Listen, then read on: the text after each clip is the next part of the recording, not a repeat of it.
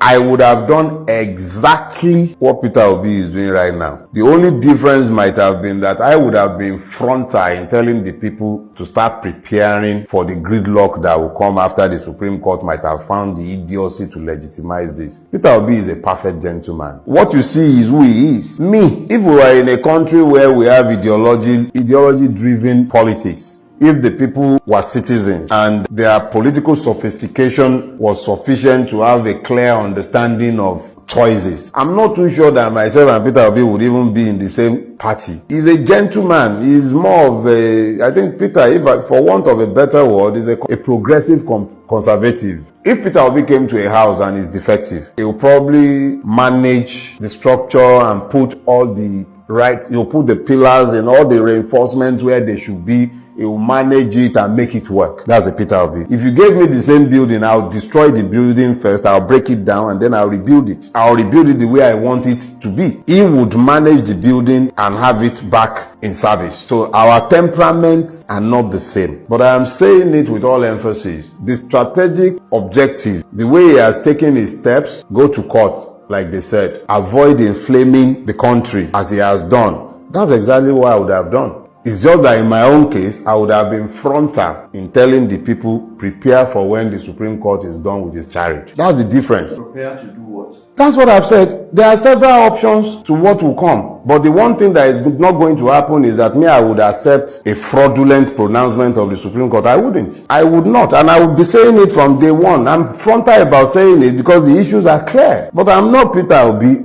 And what he's doing right now is exactly what anyone who is not bent on a revolution like me would do. He is more of an evolutionist. He expects to drive the society to get to the point where it can then be turned around. Me, I do not believe that anything good can be done with this system. For me, it's irredeemably bad. But then what do I know? Peter Obi has been a governor. And even within this horrible system, he managed to produce results. Results that people are still pointing at years after he has left office. Results that were the very foundation of the movement that had been built behind him as a totem. So, he must be doing something right within the system that he has to work with. I can't knock what he is doing. That is his own style. Peter Obi is not the man who will tell people to go onto the street and start protesting unless he himself is going to step out onto that street to join the protest. When we get to the point where a Peter Obi is announcing a protest, you should know that it will mean that the case had been sufficiently made and nobody is going to argue about the rationality of the call. But I'm not going to second guess him. And who knows, the Supreme Court justices might be the one who might just become the revolutionaries in Nigeria.